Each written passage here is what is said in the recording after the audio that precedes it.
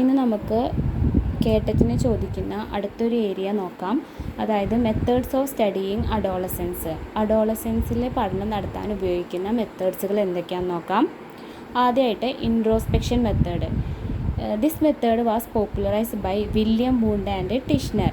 അപ്പോൾ രണ്ടാൾക്കാരാണ് ഈ ഒരു മെത്തേഡ് പോപ്പുലറൈസ് ചെയ്തിട്ടുള്ളത്. ഒന്ന് വില്യം വൂണ്ടിനെ കുറിച്ച് നമ്മൾ മുന്നേ പറഞ്ഞിട്ടുണ്ടല്ലോ, ഫാദർ ഓഫ് എക്സ്പെരിമെൻ്റൽ സൈക്കോളജി എന്നൊക്കെ പറയുന്ന ആളാണ്. അപ്പോൾ അവരാണ് ഈ ഒരു മെത്തേഡ് എന്ത് ചെയ്തിട്ടുള്ളത്, പോപ്പുലറൈസ് ചെയ്തിട്ടുള്ളത്. ഒരു ഓൾഡസ്റ്റ് മെത്തേഡാണ് എന്തെന്ന് പറയുന്നത്, ഇൻട്രോസ്പെക്ഷൻ മെത്തേഡ് എന്ന് പറയുന്നത്. അതുപോലെ ഇൻട്രോസ്പെക്ഷൻ മെത്തേഡ് എന്ന് പറഞ്ഞു കഴിഞ്ഞാൽ self examination of inner behaviour. നമ്മളുടെ ഇന്നർ ബിഹേവിയറിലേക്കുള്ള ഒരു സെൽഫ് എക്സാമിനേഷനെയാണ് നമ്മൾ എന്ത് പറയുന്നത്, ഇൻട്രോസ്പെക്ഷൻ മെത്തേഡ് എന്ന് പറയുന്നത്. It was first used by William Wundt. ഈ ഒരു മെത്തേഡ് ആദ്യമായിട്ട് ഉപയോഗിച്ചത് ആരാണെന്ന് ചോദിച്ചാൽ ആരാണ്, വില്യം വൂണ്ടാണ്. ഇത് പോപ്പുലറൈസ് ചെയ്തത് ആരാന്ന് ചോദിക്കുമ്പോൾ രണ്ട് പേരുണ്ട്, പക്ഷേ ആദ്യമായിട്ട് യൂസ് ചെയ്തത് ആരാണ്, വില്യം വൂണ്ടാണ്. It is the cheapest and most economical method. വളരെ എക്കണോമിക്കൽ കുറവായിട്ടുള്ള ഒരു മെത്തേഡാണ് എന്തെന്ന് പറയുന്നത്, ഇൻട്രോസ്പെക്ഷൻ മെത്തേഡ് എന്ന് പറയുന്നത്. അപ്പോൾ ആദ്യത്തെ മെത്തേഡാണ് ഇൻട്രോസ്പെക്ഷൻ മെത്തേഡ്.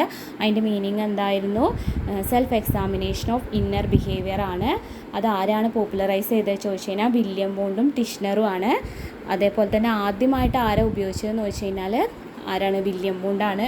ഓൾഡസ്റ്റ് മെത്തേഡാണ് ഏത്, ഇൻട്രോസ്പെക്ഷൻ മെത്തേഡ് എന്ന് പറയുന്നത്. ഇനി അടുത്തതാണ് രണ്ടാമത്തത് ഒബ്സർവേഷൻ മെത്തേഡ്. ഒബ്സർവേഷൻ മെത്തേഡ് എന്നാൽ എന്താ, ലുക്കിംഗ് ഔട്ട്സൈഡ്. നമ്മൾ ഇൻട്രോസ്പെക്ഷൻ പറഞ്ഞപ്പോൾ നമ്മുടെ ഉള്ളിലേക്ക് നോക്കുന്നതല്ലേ, എന്നാൽ നമ്മൾ പുറത്തേക്ക് നോക്കുന്നതിനാണ് എന്ത് പറയുന്നത്, ഒബ്സർവേഷൻ മെത്തേഡ് എന്ന് പറയുന്നത്. അത് അതേപോലെ എക്കണോമിക്കലാണ്, അതുപോലെ ഫ്ലെക്സിബിളാണ്. അതിൽ ടൈപ്സ് ഉണ്ട്, അത് ശ്രദ്ധിക്കണം കേട്ടോ. പാർട്ടിസിപ്പൻ്റ് ആൻഡ് നോൺ പാർട്ടിസിപ്പൻ്റ് ഒബ്സർവേഷനാണ്. പാർട്ടിസിപ്പൻ്റ് ഒബ്സർവേഷൻ എന്ന് പറഞ്ഞാൽ ഇപ്പോൾ നമ്മളൊരു ഗ്രൂപ്പിനകത്ത് നമ്മൾ അതിൽ പങ്കെടുത്തിട്ട് ആ ഗ്രൂപ്പിനെ ഒബ്സർവ് ചെയ്യുന്നതിന് നമ്മൾ എന്ത് പറയുന്നത്, പാർട്ടിസിപ്പൻ്റ് ഒബ്സർവേഷൻ എന്ന് പറയുന്നത്. നോൺ പാർട്ടിസിപ്പൻ്റ് ഒബ്സർവേഷൻ എന്ന് പറഞ്ഞാൽ നമ്മൾ ഗ്രൂപ്പിൻ്റെ പുറത്ത് നിന്നുകൊണ്ട് ഒബ്സർവ് ചെയ്യുന്നതിനാണ് നോൺ പാർട്ടിസിപ്പൻ്റ് ഒബ്സർവേഷൻ എന്ന് പറയുന്നത്. പിന്നെ രണ്ടാമത്തത് direct and indirect observation. Direct observation ഇപ്പോൾ നമ്മളിപ്പോൾ ലാബിൽ എക്സ്പെരിമെൻ്റ് ഒക്കെ നടത്തൂലേ, ആ സമയത്ത് നമ്മൾ ഒബ്സർവ് ചെയ്യുന്നതൊക്കെയാണ് ഡയറക്റ്റ് ഒബ്സർവേഷൻ എന്ന് പറയുന്നത്. അതല്ലാതെ നമ്മൾ അതിൻ്റെ ഭാഗമാവാതെ ഇപ്പോൾ പുറത്തു നിന്നിട്ട് ഇപ്പോൾ ചില കുട്ടികൾക്ക് സ്കൂളിലൊന്നും പോവാതെ ഓൺലൈനായിട്ടൊക്കെ ഓരോ കാര്യങ്ങളൊക്കെ നോക്കുമല്ലോ, അതൊക്കെ എന്തിൽ വരുന്നു, ഇൻഡയറക്റ്റ് ഒബ്സർവേഷനാണ് പറയുന്നത് കേട്ടോ. പിന്നെ മൂന്നാമത്തെയാണ് കൺട്രോൾഡ് ആൻഡ് അൺകൺട്രോൾഡ് എന്ന് പറയുന്നത്. കൺട്രോൾഡ് എന്ന് പറഞ്ഞാൽ നമ്മളുടെ ആ ഒരു സെറ്റിങ്സ് നമ്മളുടെ കയ്യിലായിരിക്കും. അപ്പോൾ ഇപ്പം നമ്മൾ പറയില്ലേ, യു ആർ അണ്ടർ CCTV സർവേയിലെ എന്നൊക്കെ പറയുമ്പോൾ നമ്മൾ അതിനകത്ത് ആ ഒരു ഇതിനകത്ത് നമ്മൾ ഒബ്സർവേഷനിൽ ഇരിക്കുന്നു അല്ലേ. അൺകൺട്രോൾഡ് എന്ന് പറഞ്ഞാൽ അതിന് പ്രത്യേകിച്ച് റെസ്ട്രിക്ഷൻസ് ഒന്നും ഉണ്ടാവില്ല. അതാണ് കൺട്രോൾഡും അൺകൺട്രോൾഡും. അപ്പോൾ മൂന്നെണ്ണമാണ് participant, non participant, direct, indirect, controlled, uncontrolled. അടുത്ത മെത്തേഡാണ് എക്സ്പെരിമെൻ്റൽ മെത്തേഡ് എന്ന് പറയുന്നത്. അതൊരു സയൻറ്റിഫിക് ആയിട്ടുള്ള മെത്തേഡാണ്, അതേപോലെ ഒബ്ജക്റ്റീവായിട്ടുള്ള മെത്തേഡാണ് എക്സ്പെരിമെൻ്റൽ മെത്തേഡ് എന്ന് പറയുന്നത്. അത് use to study the cause and effect relationship. ഒരു കോസും അതിനൊരു എഫക്റ്റ് ഉണ്ടാകുന്നതിനെ കുറിച്ച് പഠിക്കുന്നതാണ് എക്സ്പെരിമെൻ്റൽ മെത്തേഡ് എന്ന് പറയുന്നത്.